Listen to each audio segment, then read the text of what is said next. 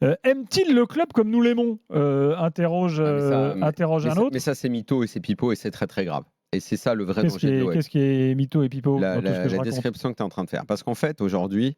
C'est une enquête journalistique. C'est des faits rapportés par Édouard G. Je ne dis pas que je conteste pas les faits. Mytho, voilà. Daniel. Mais non, ce que disent les gens, les faits, ils sont ce qu'ils sont. Je te dis ce que disent les gens. Aujourd'hui, on va mettre à part, je vais essayer d'être clair, on va mettre à part les compétences de Textor, ce qu'il est lui.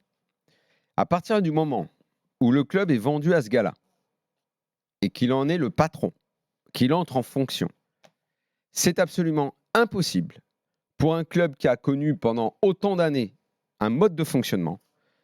C'est impossible que ce soit maintenant que le ménage se fasse. En fait, le ménage, il est obligatoire. Que Textor soit une pompe, qu'il ne connaisse pas le foot, qu'il ait des mauvais slippers, qu'il ait tout ce que vous voulez, les défauts de la terre entière, c'est impossible qu'il ne se sépare pas de tous ces gens-là. Sinon, il n'aura que de la merde dans les bottes.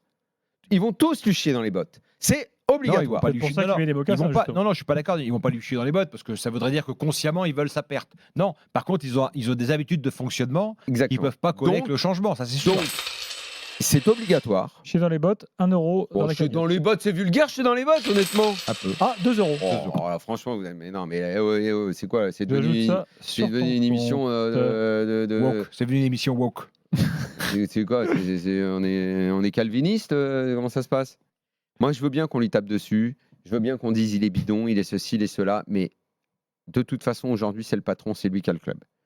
Si par derrière, tout le monde parle, et je sais que c'est le cas, ce club est en train de partir dans tous les sens. C'est un puzzle, les pièces du puzzle sont dans la boîte et un mec qui les a achetées par la fenêtre.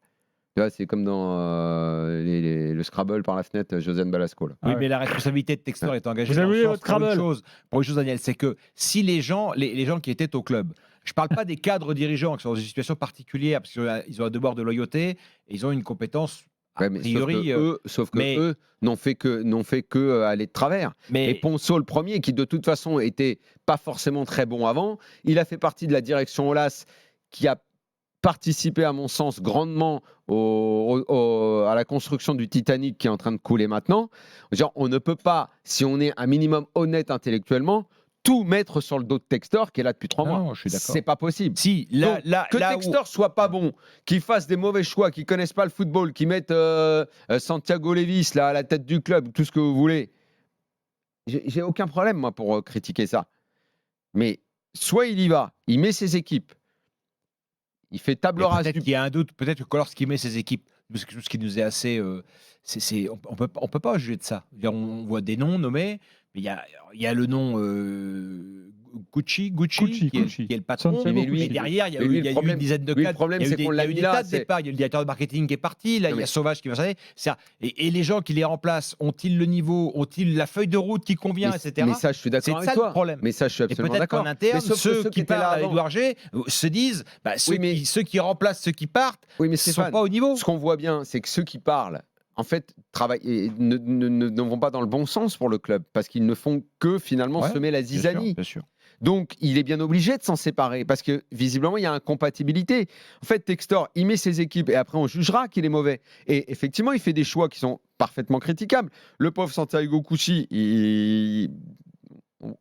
oui, c'est un mec qui vient de la finance, il l'a connu aux États-Unis. Il est peut-être très bon. Il connaît pas le foot, il est un peu perdu dans ce rôle, personne l'entend. C'est un président fantoche parce que il parle pas, il occupe pas le poste, il incarne pas le poste. Puisque hier, au cœur de la crise, c'est Textor qui a parlé parce qu'il dit le mercato c'est mon domaine, c'est moi qui vais faire ci, c'est moi qui vais faire ça.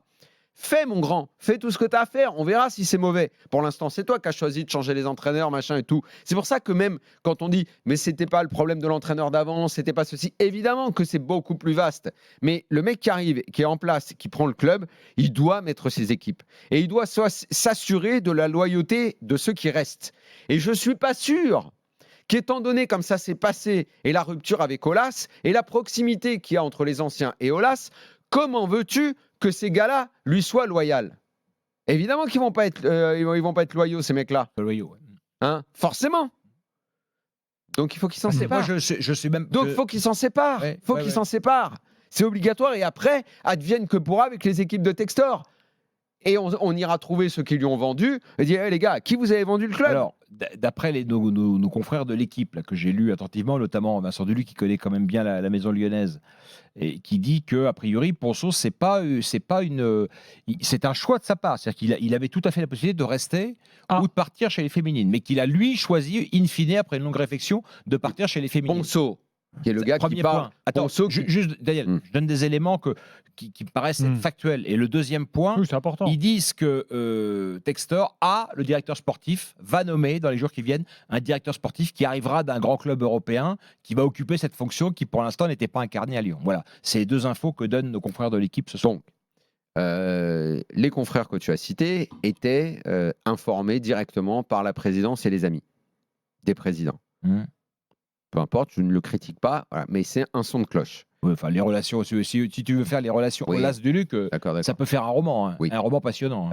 Moi, ils se sont pas ménagés ni l'un ni à côté ni de l'autre. Je ne sais pas si jeudi soir, pendant que je faisais ma partie dans laquelle j'ai été minable au poker, vous avez évoqué cette on a dit que tu avais été minable. On a parlé de toi, Daniel. Oui. Tes oreilles ont sifflé ou pas?